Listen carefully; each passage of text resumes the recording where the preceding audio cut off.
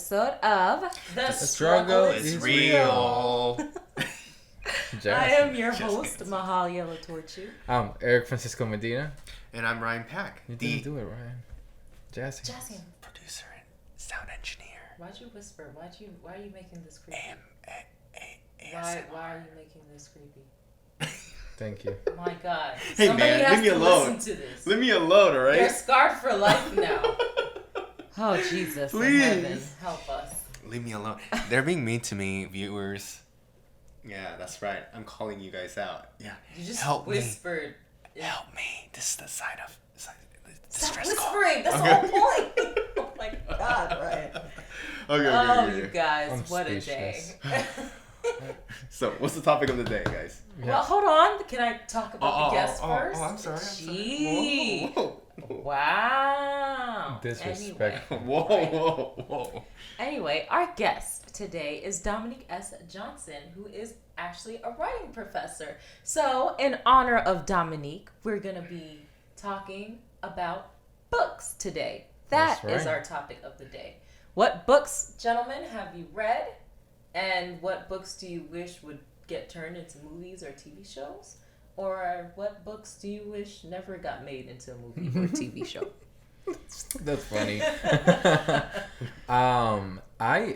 My favorite books that were made into movies were The Lord of the Rings. Oh. And Can you believe I've never actually watched it's Lord of the amazing. Rings? Oh my gosh, you haven't watched? It's amazing. First Yeah, of a lot all, people- it's like 3 hours long. That's the It's thing. Who worth has the time? First It's of all, worth it. Endgame got it from me once First of all. and never again. first of all, Harry Potter is super long too, Harry Potter They have was like a- never 3 hours. and it's No, boring.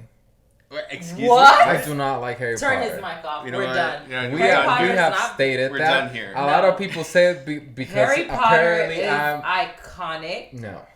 It's iconic. Yeah.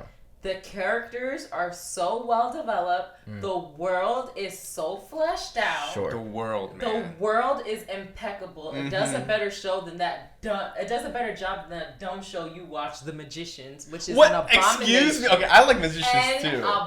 An abomination. First of all, Excuse you? I don't like Harry Potter. The Magicians. That's a book I wish never got Excuse turned me. into. a Okay, TV whoa, show. chill Hey, out. hey, oh my Hey, God, what the- Mahalia. First of all, Stop no. this conversation I'm offended. Wait, right now. first of all, I'm offended. Right you're now. offended. You're Fight me. offended. Homegirl sucking dick for some magic. You got Hermione Granger sucking dick for magic. That's what's happening Hey. in The Magician. And you want to tell me Disrespectful. that's quality Hey. television shit? This- I Okay, do not this- hear Okay, this first of all, concern. you're taking Ooh, it's that. explosive today. It's Okay, she's explosive taking that today. little bit Oh. and taking it out of context, all right? No, Hey. really? I mean, I don't want to do any spoilers for the people who might watch the show, but that character continues to go on and Okay. do stupid shit. Okay, well, Just like that. If not worse. hey, I'm tired of What's this. the name of that girl? What's her I name? don't know. I really don't Julia? remember. Julia. Yeah. Yes. Okay. Miss Suck a Dick. Okay, Mhm. Leave excuse. her Okay, first of alone, all, man. excuse you, and secondly, we'll let the audience choose whether it's a good show or not. The Magicians is terrible. You can It's leave it in the Magicians, comments. it's on Let us Netflix. know. Do you support It's the Magicians? great. Am I wrong? It has or is oh, it horrible? Hey, you have to Because I support think it for it's the horrible. fact that it has as an indigenous woman playing a lead role. You have an Indian Mexican actress Very playing a diverse. great Okay, I actress. guess you get points You have- for having diversity, which is something that should have already been a thing. But it's no, but it's well written and it's so And it's good. not. It is well written. I think it's well written. What is his name? Quentin. He's Quentin? annoying. But you have Harry Potter, most who is the annoying most character. annoying human being in the How entire is he world. annoying? The boy is an orphan working through his... Stop crying about being an orphan. No, God. that's horrible. What? Anyways. And Quentin is a grown-ass man. Let us not That's forget, true. that's a grown-ass man. Okay, Harry Potter's 11. He's just now... He Okay, annoys maybe it's a me different audience so that much. watches, it's a catered. Whatever. Whatever. Okay, Harry we'll Potter let is the audience amazing. decide. We'll let the The audience decide. Magicians is trash. Okay, We're well, gonna move on. excuse you. Before- We're gonna move on. Before we continue this conversation, I just have to say that this might what I'm about to say might help the fact of why I hate Harry Potter. I don't like Harry Potter as a character, but apparently I've taken the quiz out that little... Oh, the Potter Are you one? Draco Malfoy? No, I'm a Slytherin, and every time I take the quiz, I'm a Slytherin. It makes sense because you're it makes evil sense. inside. What? Eric is so mean sometimes. That's the Slytherin in you. The Slytherin or the Puerto Rican. I don't know. It's just Harry Potter annoys me. He cries a little bit too much. He doesn't cry that much. But for me, he whines a lot, and he's like, He's 11 or 12, 11, 12, In the whatever. first book, he's 11. What do you want an 11-year-old to do with I all don't this know. raw emotion? be like Hermione. The bitch ain't got no problems except she likes to read books. That's true. She- That's true. Sorry, Harry. Not really. Wait, talking about Harry Potter, what house do you guys... I know you're Slytherin. I'm Slytherin. And... I say I'm Gryffindor. But the last time I took this test, they told me I was Hufflepuff. Hell yeah, I don't even know Hufflepuff. what the fuck a Hufflepuff is. Okay, You first act of all- sometimes like a Slytherin, so shut your mouth. Do you see? And We're the same house. And no, Well, I'm well, Gryffindor. I just want to I'm say... claiming Gryffindor. What are you? No, you're not Ravenclaw? Gryffindor. I just want to say You're Hufflepuff no, is he's the best. Hufflepuff. I've seen How the is movies. Hufflepuff the best? Oh my god, Cedric Who is- Diggory? Cedric Diggory died being Okay, a first fool. of all, that's because you of see Voldemort. Voldemort and what you gonna do? Approach that man? Okay. You better turn her You know another what? way. You know what? Oh, Newt Scamander. Boom! I haven't even watched the new Oh ones my because gosh. And you the tell Harry Potter yourself you're- stopped after. And you tell yourself you're a Harry Potter fan? Ah. I am, but I didn't. I watched the first one and I was like, why are we doing this? You know that I thought for a... Dude, I Hey, didn't. man. No, I'm just seriously. I was just like, I don't understand the point of this. Like, to Okay, me, it's just I like think that. just like Star Wars, Mm-hmm. there was an ending to the franchise. Uh-huh. And they just And it was decided fun. to- It was perfect the way it was. I felt resolved. I felt like all the storylines were wrapped up. Mhm. We did not need to continue. For That's Star how Wars, right? With Star Wars and Harry Potter. But I Harry don't Potter, think- the Fantastic Beasts, I think it's like I know separate, it's a different separate, time. Yeah, it's a different time. They're separate. But Uh-huh. to me, I just felt like the world was contained Mm. and it was fine the way it is. Like, I don't know. I just wasn't really a fan of the Fantastic newer ones. Beasts. I watched the first one. I think But- I liked it. I mean, there was nothing wrong with it. There was nothing wrong with it. It was, to me personally, that was the ending of an era, and it was left fine. Mm-hmm. And my biggest fear is I would watch these new movies and then I'd see like certain You plot don't like it? holes, or I wouldn't like certain characters, and now it's tainting the memory that I had. Of Harry Potter. Okay, yeah. Because what That's I don't valid, like, that's so valid. many people are complaining about the new Star Wars Right. movies. I don't want that to happen to Harry Potter. Yeah. Oh, I mean, my I gosh, I saw. don't Let know. me say, I saw the movies, and it was not that I didn't like the world. It was just that Harry Potter annoyed me so much, and you have. I think you have a Other- problem with Daniel Radcliffe. And No, not he's Harry. a great actor. Then He's I a don't dope know. actor. He just, I had a But problem he barely. with. He only cried when people died, Eric. But it annoyed me. And I you guess- have. I No.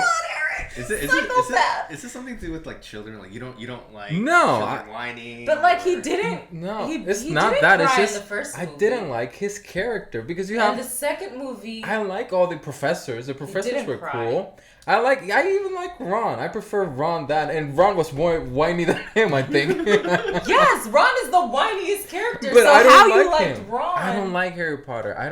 And I think that I don't know why. I was really confused at first because we know that he was an orphan, but I thought that the dad was gonna be Snape. Was it? No. I thought that at some point in the story I was Oh like, my is this God. his baby drama or something? No. Baby mama drama? This is not baby mama drama. And then I thought Oh my that it was the God. evil guy. What's the name? It's Voldemort. Voldemort. Oh And I was like, my is he like God. a conception? So you just thought Lily Potter was sleeping around with everybody. She didn't know who baby daddy was. I thought that she was like in love. No, well, Snape was in love with her, right? Yes, Right. when they were children. But And he that- still loved her. But Oh, she it's a married sad James. story. Potter. James. And It's It yeah, was a story of unrequited love. But also, you were kind of a dick. Like, you almost let him die. That's you almost true. let Harry die. That's Like, I guess true. you didn't like his dad, but fuck. leave the boy alone. Like, fuck. Why you gotta be mean to him? He didn't do shit Actually, to you. having a Boy's an professor. orphan. Give him a break. I mean, I don't know. And I mean, I get the part. I mean, he suffered a lot with that horrible family. He did. The boy lived in the cupboard under the stairs. Yeah, that's the horrible. name of the first chapter. That's true. that man suffered. I get that. But Harry Potter just annoyed me as a character. That's okay. You can be annoyed by characters. I guess I'm a Slytherin. We'll leave it there, where our friendship is still intact. Okay, anyways, please comment if you like Harry Potter. Yeah, tell us, guys. Magicians. Do you think, no, we're not going to touch Harry Potter. The Magicians, good or bad? Let us know. It's good. It's on Netflix, so if you guys want to watch it. Okay, Lord of the Rings is amazing. Just to say that. Which one? Lord of the Rings. Oh. And The Hobbit is. Oh. I have not seen Lord of the Rings. I can't comment. I feel like it's good. I just don't have 3 hours to keep watching stuff. I have a favorite. One of my favorite books is actually turning into a Netflix show, and I'm really excited. It's called Cien Años de Soledad, which translates to 100 Years of Solitude, I guess. And it's written by this guy called Gabriel Garcia, and he is an amazing writer. And I'm really excited for that show. And obviously, it's going to bring Latinx representations to the film. And y'all know about me and representations. I'm all about that stuff. Something we're all for. But I don't know. I'm trying to think of other books that I Bridge to Terabithia. Oh, yeah. You didn't need to be a movie. Yeah. Twice. Yeah. I haven't watched the movie, so I guess. What's Ryan? What is a show that you watched that you're curious to now read the book on? Don't scream. Oh, sorry. Let's see. Oh wow, that's. Have you seen Game of Thrones? Oh yes. So is that would you now go back and read the books to see what it's about? I do. Well, not see what it's about, but just like to see like if there's like any changes. Stories. Yeah, changes. Right. Or they definitely. But I heard like they diverged after a certain book. Because I think that a lot of shows do that. Because even with Pretty Little Liars, that's a book. That was a book. Pretty Little Liars is a book series. That show annoys me. Yeah. It was. I stopped watching it because I was like, this is too much anxiety. They were all whiny. I don't understand. Why everybody's whiny to I you? don't have problems with whiny people. Oh my god. Not a lot. No. Let me rephrase that. I don't have a problem with whiny people. I have a problem with just people. Eric just doesn't like people. I stopped watching it because I was like, how many times are we gonna go with the same problem of who is this A person? And I watched the season finale, it kind of and I was like, what the fuck? Yeah, and I also kind of romanticized pedophilia. She was in love with you're his talking teacher. about the teacher. Yeah. That was a weird story. This is romantic. He's talking about Arya, she was like a teenage girl. And she was having a love affair with their teacher, who was relatively young in the series. I think he was 20-something. But it was still very much, she's underage and he's overage. Rape, and that's a problem. Yeah, and they're like, oh, it's fine. And I'm like, it's not fine. Who said it was fine? ABC, I don't know. It was very weird, because I was like, I don't think we should promote this. Because they made Ezra such a lovable character and that they were like really in love. And I was like, for their forbidden love. This isn't gonna translate. Like this isn't something we should be teaching our teenage audience. Don't fall in love with your teachers. Don't do that. Unless you're over 18 or you graduated, right? Or over 18. I don't know about graduation. Wait, you're 18 when you graduate high school, right? It depends. Because then it prompts the conversation that if this teacher was open of having a relationship with you now that you're 18, means that he was sexualizing you. There's the idea of grooming. It's very grooming. Gray. The concept of grooming. Hell no. Stop that. Don't be nasty. It's very gray. It's not still frowned upon, but it's just doing it. Yeah. I think it's just really good to kind of just date your own age. Maybe someone even, just around your own age. Yeah. What do you think is like the age? Like, we were shifting conversations. This is a whole different conversation.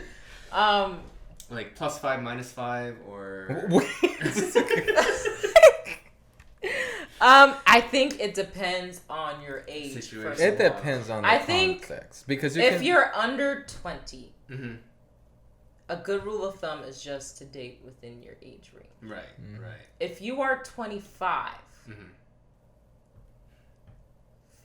going anywhere under 5 years gets too muddy. Yeah. Right.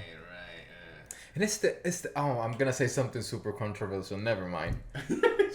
You want to save it What for is another it? time? Yeah. I love it. Yeah, I agree with that. But you know, when somebody, a 25-year-old marries a 50-year-old, no problem with that. I never said that's a problem. The thing that gives me problem is that 50-year-old knew that girl or that boy from their childhood. Oh, you're talking about people who know each other. Yes, and they grew up. That's. I'm sorry, guys. I don't want to make anybody feel bad. Do you? I'm not judging anybody. But right? No, yeah. Yeah. Right. Kind of It's just like it gets a little Woody Allen-y. oh no! It does. Why are we talking Ryan, you about started this, Books. Ryan. My favorite book is the Bible.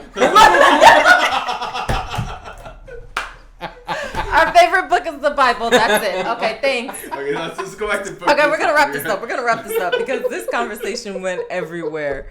Oh my god. Gosh. Oh my gosh. Sorry, guys, Harry please Potter. don't be offended. We just joke. Yeah, my bad of Harry Potter. Do you? It's okay. A lot of bad stuff happened to you. Oh You my deserve to run. god. Okay, so let's talk about Dominique. Dominique S. Johnson is a writing professor, romance author, and freelance writer. She's a proud HBCU grad and holds an MFA in writing from the Savannah College of Art and Design. Ooh. Oh wow! Okay, no love. Okay. Traumatized. PTSD. Stop. We love SCAD. We love SCAD. Okay. She explores all areas of writing, including fiction, journalism, and new media writing.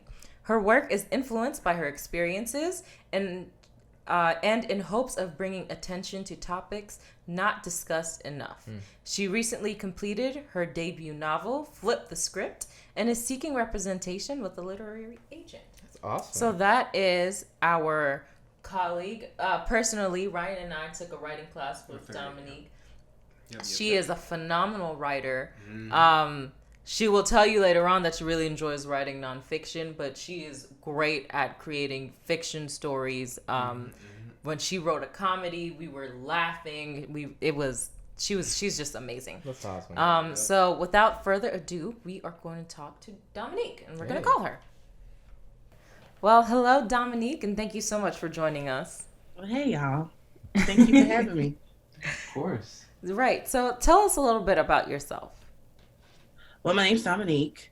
I am a proud HBCU grad. I'm always going to plug that in there. I graduated from Wisconsin State University, and then I got my MFA in writing from good old SCAD in 2018. Right now, I'm just focusing on, obviously, I'm teaching on a college level. I mean, it's cool or whatever.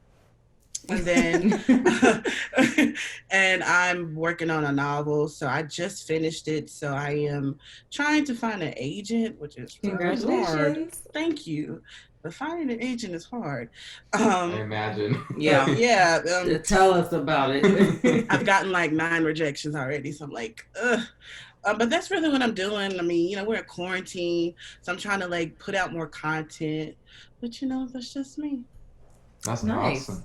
So we know that you love writing, right? Mm-hmm.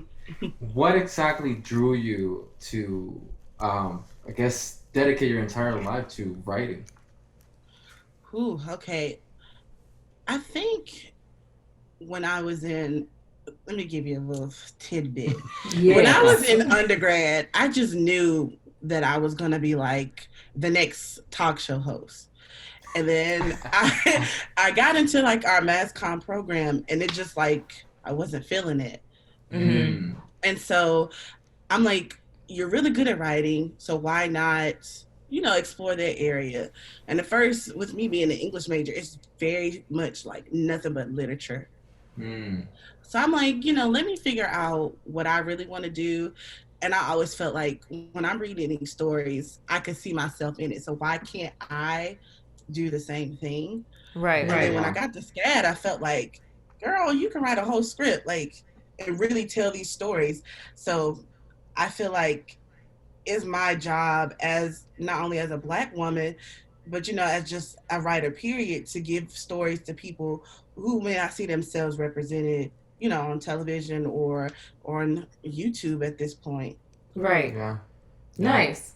Now, you recently completed your debut novel, Flip the Script. Yes. Congrats. Can you Thank share you. with us the concept behind it? Like, what is it about? So it is about this girl. Her name's Paris. She is a film student. So it's she's a film student. She loves film, and this whole concept of like the girl getting the guy at the end of the film. Mm-hmm. But she's never had a boyfriend. She's never been kissed, like none of it. So it's pretty much her trying to explore her sexuality and also come to terms with the fact that she has insecurities. Mm-hmm. And I felt like the story was important because there's not that many stories out there where there's a plus size lead. Yeah. Right. So it's essentially she's me. I always felt like I have an unconventional way of getting into love. So Mm-hmm. I wanted to, share my story. Obviously it's embellished, but she is essentially my story. I love that. Yeah, that's awesome. You have experience writing nonfiction and fiction stories, right? Yes. What's your favorite? I know that might be a hard question, but what's the one that you're drawn to the most? Nonfiction. Nonfiction? Yes. It's just because it allows you to be like really, really authentic. Yeah. Yeah. Whereas with fiction writing, depending on which genre you're writing in, there's so many rules. Mm, Like that's especially true. with romance, it's like you cannot have a novel where the couple doesn't get together in the end. I'm like, but what if it doesn't happen that way? That they learn to love each other, but like we're not good for each other either. So for me, I feel like when I am writing nonfiction, I can just say what I want and not feel sorry about it because it's Mm. my truth. Right. Yeah. So, how do you go about approaching these stories? Like, what is your process when it comes to nurturing a novel? Hmm. I honestly, I feel like I sit down majority of the time and just like get my ideas out there. It may not make sense, Mm-hmm. but I feel like if I think there's a story there, I will just start plotting. That's the first thing I do is come up with the plot.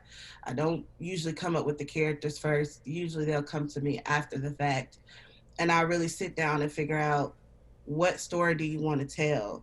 Because I feel like nowadays it's a lot of stories that are already being told. Mm. And I know, like, just for example, I was watching Netflix the other day. I don't want to say which show I was watching. It's okay. You can watch. You can say. Okay. Name I was drop. watching 13 Reasons Why. And I just felt like I've Oh seen this boy. before. And Mm. I'm just like, since I've seen this before, why are there not other stories? So I just try to figure out ways that if I were to see myself on television, how can I change the story? How can I tell something different that hasn't already been done? Right. Yeah. And before you were talking about not seeing yourself in books and novels, and we're having finally, right, a different shift of having writers of color, black writers, Latino writers, Asian writers finally getting to tell their stories. But since you have read a lot, I imagine, what exactly took you off when you were reading about maybe white writers writing colored Non-white characters, characters. non-white characters? Yeah, sorry. No, you're fine. No, you're fine. um, who. Don't worry, we feel that same way here. It's just really weird because I'm like, some of the things can be very stereotypical, Mm-hmm. especially when you have a white writer who tries to plug in a black character, and they're either seen as a hood rat or, ratchet, Sassy. sassy, Mm-hmm. the one with the attitude. And I'm like, we're not all like that. Some of us are nerds. Some Mm-hmm. of us are very quiet, you do you boo type of situation. So it really does irritate me when I'm reading a story. Matter of fact, what is this? A book? I can't think of the name of it. I think it's American Dirt, and the lady who Yeah. wrote it is white, but this main character, if I'm not mistaken, is Latina, I Yeah, a think. Mexican immigrant. Yeah, Yeah. and I'm Oh, like, oh, how can you tell this Yes. perspective if if you're that's not not that. yeah, that's Mm-hmm. not your perspective. That's not your story at all. Like, I would dare not write a story about, immigration. That's not my experience. I don't know Mm-hmm. anybody who's ever been, deported or anything like that. I just feel like that's not my realm. Right. And even if I wanted to like include it in there, I would ask somebody else. Mm-hmm. Let me ask you. This is I your think that's what's really important. What you just said is, even if you do want to tell that story, it is your responsibility to find someone whose story that is, to make sure that it's authentic. Because I think that's the step a lot of people Miss. don't do or miss, and Miss. that's what gets them into a world of trouble. Like, I have no problem if you want to write a person of color character. Just make sure that a person of color It's is there represented with correctly. you Yeah. Through through the the process to you make need sure what definitely you're need a doing is consultation. real. Yeah. Exactly. And it's interesting that you brought American Dirt, because I remember, I think it was Oprah's book club that they brought it in, and I heard about American Dirt and I was so excited. I was like, yes, a story about a Mexican story. Yes, Latinos finally. And then I saw the person who wrote it. And I was it's like, it doesn't match. Stop. no. make it make sense. Yeah. Right. Mm. So in the film industry, there's this big push now to have women-led, people of color films and shows. Is that also translating over to the book world? Because I don't read as much as I should, and I'm not on the business side of the book world. So are you still seeing that kind of movement in the book industry as you would in the film industry? Definitely now. Because I feel like you're seeing more agents and more editors say, like, I want to hear Black stories. They may not take you, but it's the fact that they just want to see your work. Right. But I feel like, it's just my opinion, I just feel like if this George Floyd situation, Breonna Taylor, if this didn't happen, I can't say that all of these agents would be seeking Black stories. Or just not even Black stories, just stories from Latinas, from Asians, from Indian Americans, just all over. I just don't feel like that would happen. We're feeling that over here on the film side too. It feels like a lot of this is, people are really upset. We need to respond to this because we don't want to be the company that didn't respond. Which means bad PR. Exactly. Which means bad publicity for us. We don't want to get canceled. Don't even get me started. Because I just saw the other day that, was it Hulu? They pulled an episode of Golden Girls. Yes. We were just talking about that this morning, and that was the dumbest one. It's not even blackface. It's not. And I was telling Eric, I feel like it is a lot of oh boy. I shouldn't say it. But I feel like it's non-people of color who are saying this. Because to us, I've watched Golden Girls. I've seen that episode 100 times. It didn't bother me. Suddenly now it's an issue. I feel like we're taking it too far in a sense. And it's not necessarily people of color that are the ones that are doing this. It's just an overreaction from our non-colored counterparts who are trying to play safe rather than sorry. And yeah, it's really annoying. But Eric, take the next question. Okay, let's sweeten up the conversation a little bit. I wanted to ask you about, I guess, one of the biggest debate, movies versus film, and which one is better, the movie version or the original book version? How do you feel that when we even have actually shows right now like Big Little Lies, Little Fires Everywhere that are based on books. They're going to the television. How do you feel that a lot of people are looking out to portray books in film and television versions? Because most of the times they leave details out. They leave a lot of the substance of the book. Yeah. We see that on movies all the time. If you read Lord of the Rings or Harry Potter, you see that a lot of there stuff are so is many missing. storylines in Harry Potter that are so you just don't see in the movies. So how do you feel about that as a writer? I think that if you have a director and a producer that really, really wants to tell the story the right way, then you're good to go. Like, I haven't read Little Fires Everywhere, but I saw the show, and I know Celeste Ning was the author of the book. She was there every step of the way. That's important, right? Yes, it is. I think so. Yeah, with her being there, I think she was able to be like, okay, that's fine. You can change this and that, but you can tell that they really, really stayed true to the story. Whereas, like, I don't want to bring up this film, but the last film adaptation I feel like I watched was 50 Shades of Grey, and I've read all 3 books. I have too.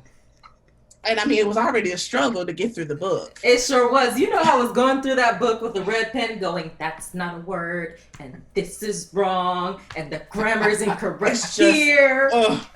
Terrible. And my thing is, like, the first film, it was directed by a woman, with Sam Taylor Johnson, and you could just tell that Sam was really about, okay, let's give the fans what they want, but also let's tell a good story. Because the book was penned by critics like, this is terrible. I mean, it was Twilight fan fiction that had gotten published. Right. Yeah. And it might have been different, obviously if the writing was, better. But then when you transition into the second film, they got rid of Sam Taylor Johnson and brought in the man.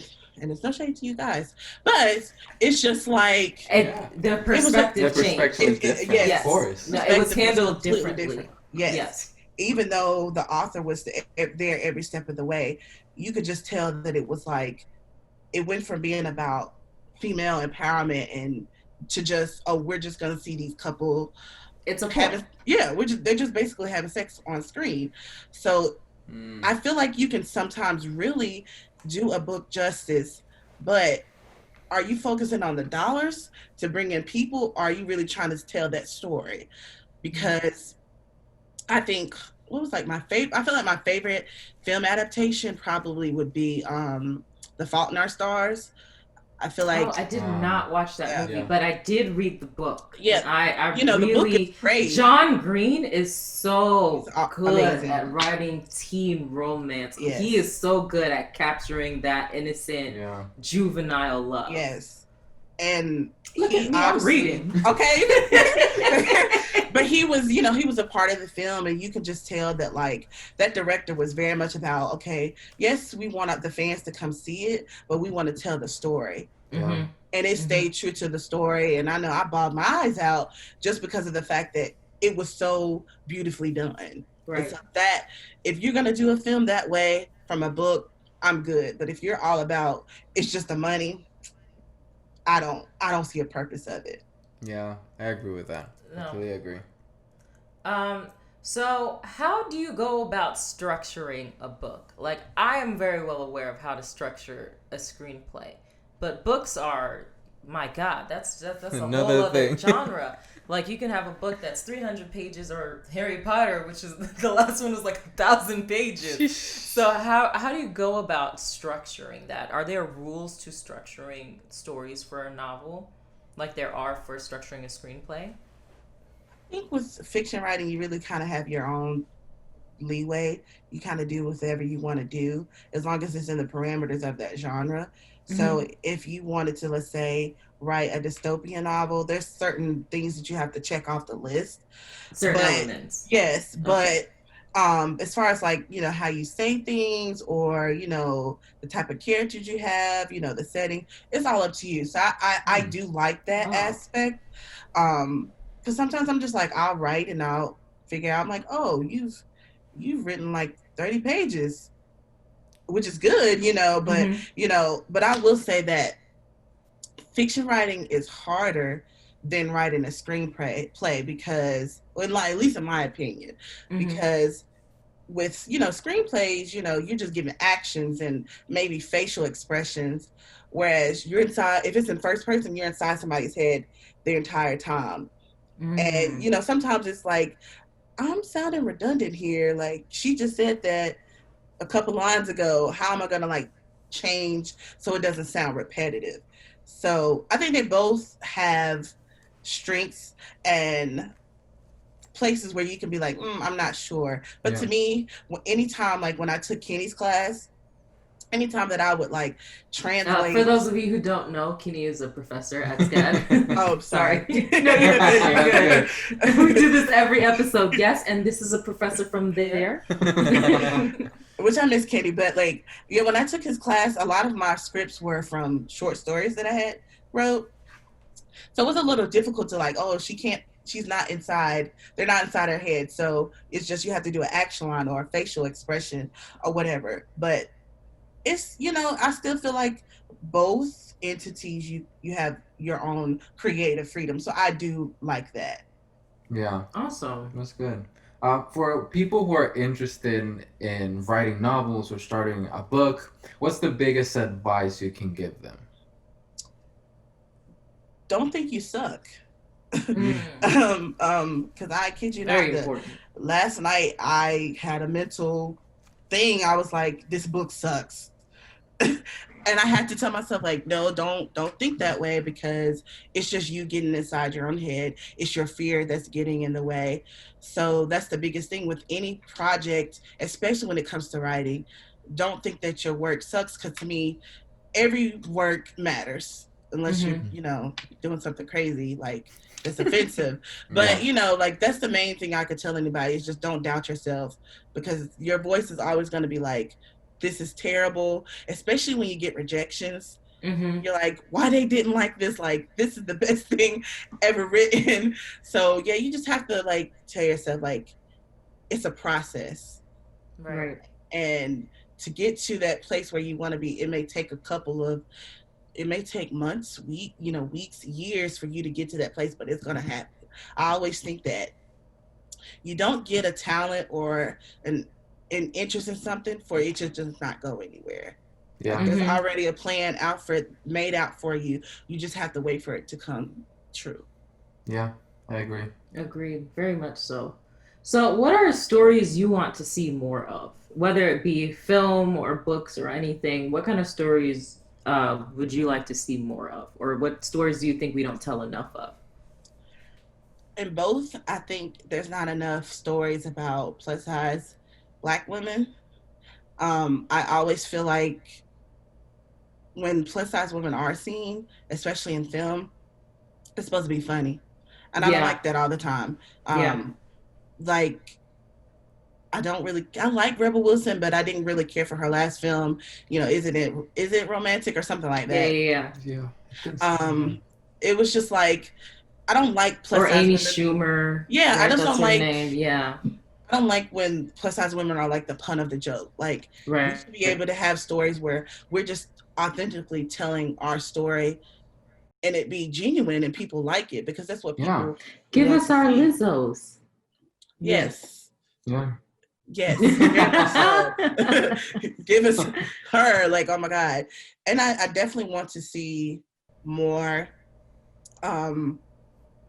Latina stories. Like, I was obsessed with Jane the Virgin, and I was I remember that.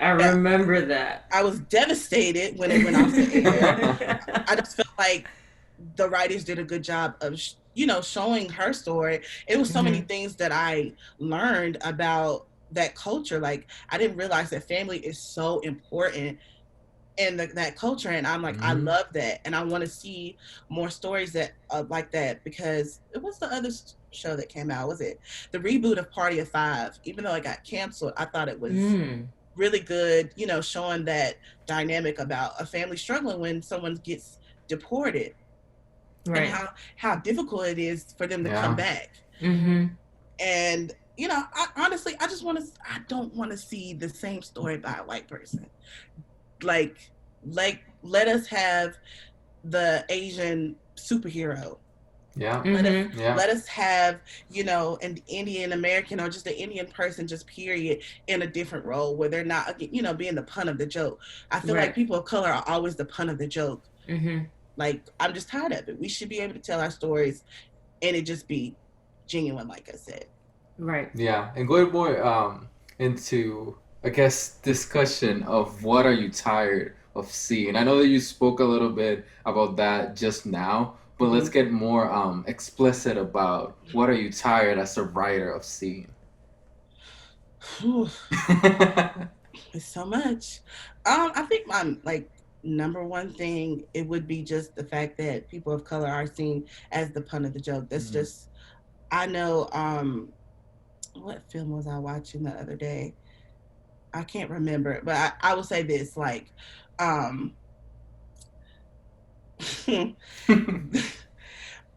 am a huge fan of Euphoria, and I hate that it's not probably coming back for the second season this year because of Miss Corona. But one thing that I am noticing is that when there is like a Black lead in a show, she has no Black friends, or she's racially ambiguous. Yes. And I'm just like, where are the dark-skinned girls? Yes. Where are we at? That's probably the thing that I'm tired of seeing the most, is no dark-skinned women. Because I watch a lot of TV, and I've recently got into All American. Love that show.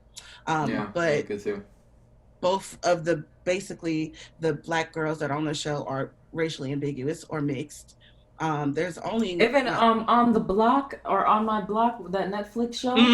That she's like mixed or racially ambiguous, and you're just like, I think she's actually mixed. That character is supposed to be biracial. Is she? Yeah, I only watched the first couple of episodes and was like, cool. We'll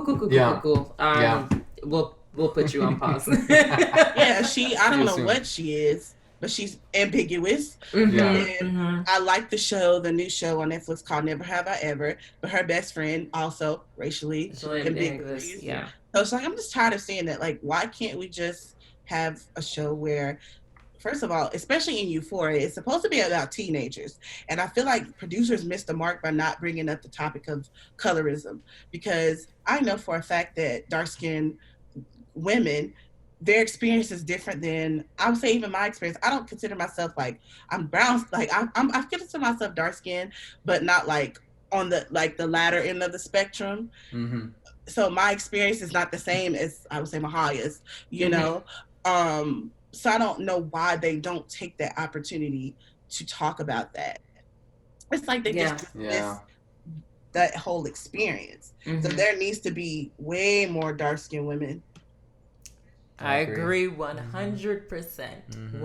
And color, I think that colorism is not even talked about that much. It's not, and it's a really huge problem. A huge problem, especially in the African American community. Like for me, growing up, I was always told I was the one with the bad hair because I have 4C hair. For those of you who don't know what 4C hair is, it is the kinkiest, curliest, and coarsest hair texture that one can have. I am at the very end of the spectrum, while someone like Zendaya might be like a 2B, which is at the very beginning of the spectrum that leans more on the European side. Yeah. And so I was always told growing up, you're too dark, your hair's not good enough, like a lot of things were said. Lots of things were said. And it's not stuff that's not addressed at all. Because we don't have that many dark-skinned characters. The only dark-skinned character that I can think of is that girl from Riverdale, and she's not even on Riverdale anymore. She's on Katie Keene. Oh yes, yeah. Ashley Murray, I believe her name is. Yeah, I think so. But yeah, she's not even the lead. She's just like. And she wasn't the lead in Riverdale. Riverdale either. They barely had a storyline, which is why they were like, "Cool, we'll put you on another show." Which is crazy. Yeah. Definitely, we need more stories like that. Yes. But we're going to back away from this conversation a little bit because I can get really salty about some of the things. How do you feel about self-publishing versus publishing from from a publisher? Ooh, like going the self-publishing route. What are the pros and cons, I guess? Well, for self-publishing, I think you have to realize that it's going to be a major sacrifice financially. You're doing everything yourself. You know, you're writing the book, obviously. Some people have editors, before they put their work out there, which I would highly recommend. Like, don't write a book and be like, this is it. I'm going to put it out there, and I just know it's going to be great, because it's probably not. And then when the marketing side, it's like you're doing everything yourself. I know some authors who are strictly self-published who have really, really good success, but it didn't start out that way. Right. They're on like their 15th novel, so they have that following. But for someone who's a first time, self-published author, it's going to be a struggle. The struggle is real. Okay, it's going to be a struggle. But even on the traditional side, it's the point of you don't have all the rights. So sometimes when a publishing house buys your book, they have a certain amount of rights to your book. You have no control over the cover design most of the time. Oh, wow, really? So, yeah. Think about, like, who was her name? Angie Thomas, who wrote The Hate You Give. She said that when she envisioned writing Star, that she envisioned Amandla Steinberg. But on the cover, it's a dark-skinned girl. So she's like, I had no control over the design. Oh, I did not know that. But in the movie, that's who they use. Yeah. Right. It was because it was so much backlash. They're like, oh, wow. Why did she receive this part when the cover is of a dark-skinned girl? Exactly. Oh, wow. So it's like, you don't have any control over that. So, like my character, she's plus size. What if they put a skinny person up there and they're like, wait a minute. Like, that doesn't make sense. So I will say that. And then sometimes the money is just weird, like you'll get an advance, but if you don't sell a certain amount of books out, you're not going to get the other half. More, right? Yeah. Exactly. So it has both pros and cons. I know for me personally, I think the traditional route allows you just to have a larger platform. Especially when you're a first time writer, you start building that base slowly but surely. But when on self-published, if you're like me, I only got and I don't even think this is a lot. I have 1,000 followers, and a lot of them people I don't know. So, yeah. I feel like it would be extremely hard for me to publish a book tomorrow and expect sales to be booming. Boom. So it's just, and my goal for me is, I always said, I will only self-publish if I get to a point where I'm like, I've received 50 rejections, and I'm like, you know what? I want this story to be out there. Yeah. I know it's good. I'm just going to take that leap of faith. Yeah. But I'm like, I'm going to keep trying until I feel like, you know what? I'm done. It's time for you. Yeah. Okay. That's cool. Wow. That makes sense. Yeah. I guess this is kind of coming from a place of ignorance, but are there, for films, there are festivals that we can submit to garner attention and all that stuff. Are there, festivals for, books, something along those lines, to where people can garner attention or an audience for a book that they want to promote? I mean, there's, conferences where, you can go meet agents and things like that. I don't think it's necessarily you go to a book festival. I feel like you have to already have your book out for that promotion. But I'm not sure. Honestly, I tell anybody, if you're a creative nowadays, social media has to be your best friend. That's true. That's the only way to kind of really gain a following with whatever you do, because I've heard some people get rejected because they didn't have a certain amount of followers. Whoa. And I'm like, that's weird. What does that have to do with anything? Yeah. The story is good, it's good. So I try social media. You know what I've seen an increase of is book commercials. Yes. Where like they do like a little snippet of the book, kind of like a trailer, but at the end it's like, go buy this book or go look at this book. And I've seen an increase of it on social media, and it's really interesting because I'm like, this is a commercial. Like you like this. So is that something you've never seen them? No. Oh my God. I wish I could pull one up. I just remember looking at one and going, oh, is this a short film? A movie? And then at the end it was, nope, go buy this book on Amazon. So they're basically like short films. Like very tiny. Yeah, like 30 like a 30 second to a minute trailer of what the book is with the characters and stuff. And it's I found it very fascinating because I was like, is this something that people are going to start doing more often now that we have to rely so much on social media to get the word out on literally anything? Everything. Yeah, I think most people are moving into that. I know some people who I follow on Twitter, they create illustrations for their characters. They'll do like character bios, animated things. Again, it's expensive, but it's kind of like, even if you get published traditionally, you're still probably going to do the marketing majority yourself. So it's kind of like, why not go ahead and invest in all your materials now? Yeah. Wow. That's cool. This is a 2-part question, but what's your favorite genre in books, and what's your favorite genre to write? For books, honestly, I'm more like nonfiction. I really just like reading people's stories and seeing how they overcame, their struggles. So like probably my favorite nonfiction book would be Queen Latifah's, I think it's a memoir. It's called Put On Your Crown. And she talks about how she started Flavor Unit and, how she was on Living Single and the whole debacle about Friends. Yeah. We spoke about it on this show. Don't worry, girl. And we said it. I just felt like, she was just being real, like, authentically herself. And so that's what I enjoy reading the most. Even with writing nonfiction, I don't know, like, I like fiction, don't get me wrong, because it allows you to dive into a world where you can just create and just, bring the reader into that particular world. Yeah. But it's just something about nonfiction that just resonates with me. Like I said, I can be my authentic self. I can tell my truth and not feel wrong about it. Yeah. That's nice.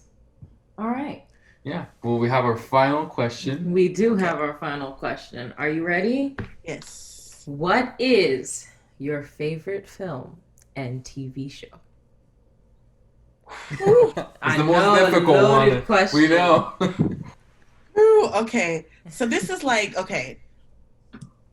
my favorite film of all time, and I just can't count it as like, it's just way up there. It's just because it's me. I love the Black version of Cinderella. Yes, I love it. We were talking about that. I was like, here you have Whoopi Goldberg, a Black woman, and that white man, and they have an Asian baby. Who cares? I thought it made sense, okay? Yeah, it did. I don't know, it's just like, this makes sense. It's top tier for me. Yeah. And Whitney Houston's vocals throughout the whole thing. It's just, it's just top tier. So yeah, I'm just gonna go with that one. So good choice. And my favorite show of all time is One Tree Hill. Really? Yes. Now, is it problematic? Yes. Okay. Yes. But I was watching it when things were different in the film industry. I mean, it's definitely only like one Black person on the show, or 2 Black people on the show, and some things in there that's you're like, what? But I feel like, and it's sad that Mark Schwann, because he was accused for being inappropriate. Yes, so because he also produced The Royals on, was it E? So that he got fired from that show. But yeah, so him being the showrunner, like you can just tell that he was really much about just telling like a true authentic story from a teenager's perspective. Because I always feel like on teen shows, you always give people like these unrealistic expectations of what a teenager is. Yeah, and how we act. Type 90210. They cast 30-year-old actors as teenagers. Blake Lively as a teen. Yeah, just doesn't make sense to me. So I just felt like Once You Heal tried to stay in that realm of we're trying to tell a true authentic story. Now, definitely they had teen parties and stuff like that. I mean, that's inevitable. But and I think it also was drawn to me is because the two main characters, which is Lucas and Nathan, played by Chad Michael Murray and James Lafferty, they play basketball, and I'm a huge basketball fan. And the story was based in North Carolina, and I'm from North Carolina, so I just felt like a part of me was, in the show. It was speaking to you. Okay, I can understand that. So it's just top tier content. I mean, I've seen the show like probably backwards and forwards like 10 times. I feel you. Same. That's me with Parks and Recreations. Oh, I love that show. Oh my God. Frasier.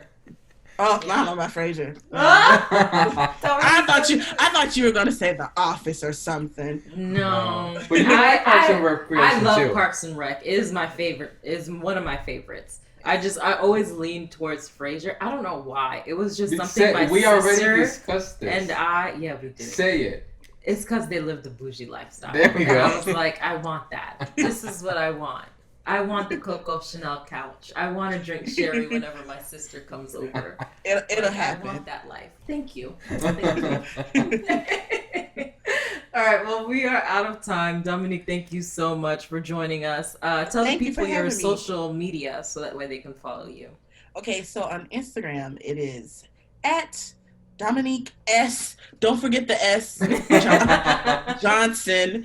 And on Twitter, it's at the Dominique SJ.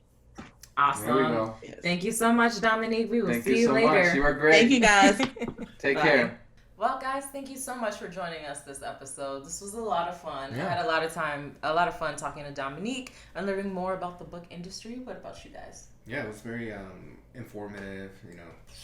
Gosh, it's definitely different from the film world. And it gives you a different perspective. It's fun. Like, it's film adjacent, but the book world is its own. Yeah. I mean, it's its own world. Yeah, Right. But yeah, I specifically enjoyed our conversation beforehand. Apparently, Eric doesn't like orphans, so. No, wait a second. No. I've been holding on to that for so long. That is. Don't not misconstrue my. You're not gonna get me canceled, okay? No. Love orphans. We should all fight for opportunities to get them adopted. I love them all, and we don't do enough for them. This is serious. I just don't like Harry Potter. He whines about everything in my book. He's 11. Okay, we're not gonna get back into this because we're just going down a rabbit hole. Yeah, do not cancel me. Okay. I just don't like Eric Harry is Potter. semi-canceled. I'm just kidding. Oh my God. All right, guys, thank you so much. Like always, please go check out our merch store. Get your Struggle is Real mug, t-shirt, hat, whatever. And then also leave us a like or a comment on the Apple Podcast page or any of our platforms. Leave a review. Let us know what you like, what you might not like. Just talk to us and get in our DMs as well. And also don't forget to vote if the magicians are good or if they're trash. They're trash. They're good. They're good. They're trash. Oh, let me not pull a Ryan. They're trash. Oh my God. Wait, is Frodo a orphan from Lord of the Rings? I think so, right? I don't know. I haven't read the book, but I think but so. from the movie. I don't know. You don't even know, so there's a chance that you Justify. not helping. You're not helping your cause. Eric, go to bed. All right. I like Narnia. Who? Narnia. It's just Harry Potter. We got But to those the kids conclusion. aren't orphans. They're just living with their uncles, right? I don't like uncle. Harry Potter. Please be a better person, Harry. It's the orphan part. Oh my God. I was thinking. All right. No, I don't remember. Okay, guys. Yeah, so that's it for today. We're done. Right. We're just gonna keep going down this rabbit hole Right. if we don't Thank you wrap for it up. listening, So thank you guys. so much for listening. We'll see you next week. Don't forget to wash your hands. Stay 6 feet apart. Masks. Mask. Wear your mask. Yeah. Mask, please. And thank you. All right. Bye. Bye.